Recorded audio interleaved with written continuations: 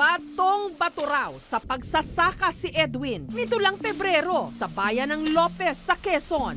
Hapo, pagod.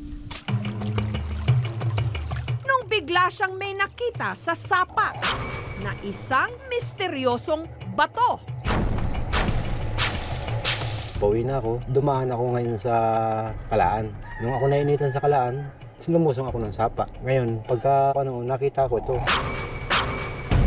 Dahil bahagya pa itong nakabaon, tinungkab niya ito. At doon na siya nagulat sa kanyang nakita. Makinis na bato na nababalutan ng mga nakaangat na linya.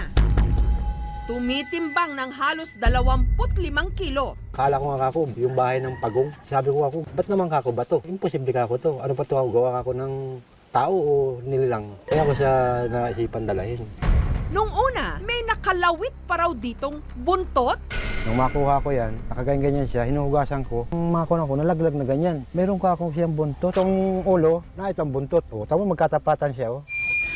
Mula noon, araw-araw na raw iniisip ni Edwin kung ano ba ito. Tingin mo ba may laman niya kaya mabigat? Ewan ko lang, hindi ko rin masabi. Pero ang kumpara mo lamang sa bato, na yung parehas ang laki, titimbangin mo at saka kung siya, baka ako mabigat.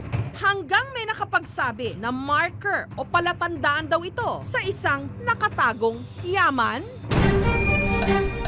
Yung mga guhit niya, tinitingnan ko nga kung ano nga ang mga ibig sabihin. Sabi ko, baka ito marker. Sa tingin ko, araw to eh. May nakadikit din na batong maliit. Kung arimang kako'y mapa, ito'y sapa. Pagdating dito kako, wala na kakong sapa. Putol na talaga siya. Nyuga na talaga. Ari natitipak na rin, 3 layer. Yung 3 yan, oh, para baga kung iisipin, tingnan niyo, parang box. Hindi raw madaling puntahan ang sapa kung saan nakita ni Edwin ang bato. Delikado raw, ayon sa PNP. Location po ng ating bayan ng Lopez ay medyo critical po yan. Una-una, ito yung presence ng New People's Army sa area wherein nagkaroon po tayo ng sighting. As much possible, huwag mo nang tumuloy doon sa lugar kasi nga medyo delikado po yung lugar. Samantala, ang misteryosong bato, itinago na lang muna ni Edwin sa sako. Tignan nyo ho. Napakabigat. Ayan ho, nagbiblink ang ano nyo, no? Parang pearl. Hanggang nitong Agosto, nung ang pamangkin ni Edwin kasama ang kanyang mga kaibigan, naghinala na kung ano ang napulot niya. Namangha lang ako, bakit ganun, bakit napakabigat? Parang may laman sa loob. Ang pumasok agad sa isip ko, hindi siya pangkaraniwang bato. Namangha kaming lahat, binidyohan namin yun at pinicturan. Base sa pananaliksik ni Francis, ang nakuhang bato ay isa raw itlog ng dinosaur? Nag-research ako, mas marami akong nakitang ganong klase, tapos pinaniniwala ang itlog daw ng dinosaur.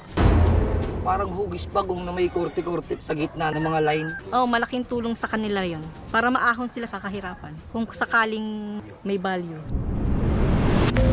1850s, nung unang may nahukay na fossilized dinosaur eggs sa France. Mula noon, marami ng iba pang mga nahukay na itlog ng mga dinosaur sa iba't ibang bahagi ng mundo. Tinatayang mula pa ang mga ito noong Mesozoic era o nasa 245 hanggang 66 million years na ang tanda. Dinosaurs are usually found in the mga estuaries, mga mangrove area. Doon sila sa mga ganong klaseng environment nakatira.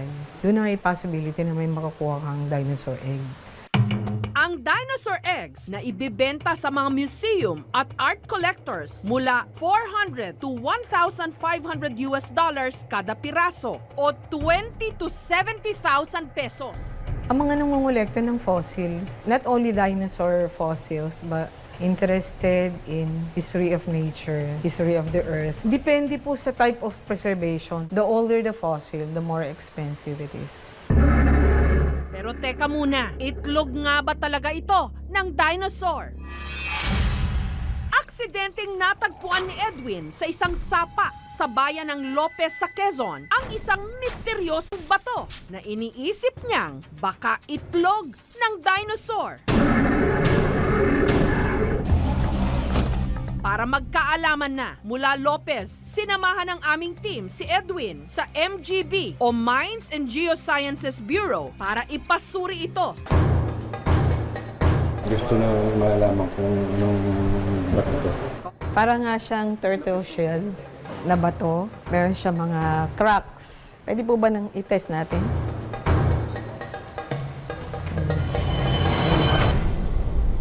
Bumula po. Calcareous po yan. Ang ibig sabihin, may calcium carbonate siya. May apog ba? Pareho po yan ng marble. Kapareho rin siya ng limestone na ginagawang apog. At para malaman kung meron nga ba itong laman, hahatiin ito sa gitna. Pwede pong ganito ang mangyari. Parang bilog na bato, pero pag biniyak mo po siya, merong fossil na laman. Pwedeng merong isda, pwedeng merong shell sa loob. Pwedeng dinosaur ang laman niya. Gusto niyong malaman kung ano ang laman niyan? Babasagin po natin siya using this hammer or bibiyakin po natin siya using this cutter. Papayag kaya si Edwin na hatiin ang kanyang bato?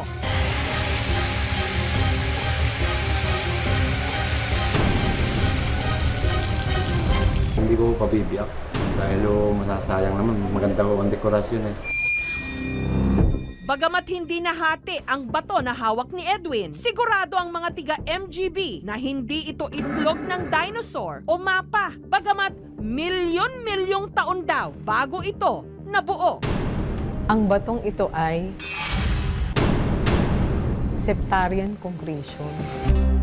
Karaniwang ginagamit sa alahas at mga display at meron itong halaga mula 1,200 hanggang 5,500 pesos. Depende sa laki. Nabubuo po ito dahil nagkaroon ng dehydration of the silt and mud. So magkakaroon siya ng cracks. Para bang mud cracks. From the circulating solution, pwede siyang magkaroon ng simento in between. Para bang kung sa tiles mayroon siyang grout. So ito ang nagpatibay dito sa concretion mo. Mas maganda kung halimbawa meron siyang hollow part na eventually mapupuno siya ng crystals. Sa Amerika, ganun yung kanilang mga na-discover na bato na nung kinat nila, doon nagkaroon ng value yung kanilang samples.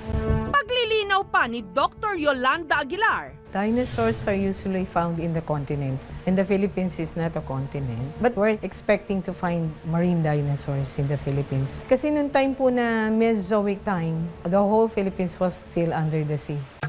Pwede ang gagawin ko lang, diuwi ko na lang. May ganoon naman pang design kung malimba design. hindi man ito ang inakala ni Edwin. Masaya na rin siya dahil may halaga ang kanyang napulot na bato at meron din siyang natuklasang bagong kaalaman.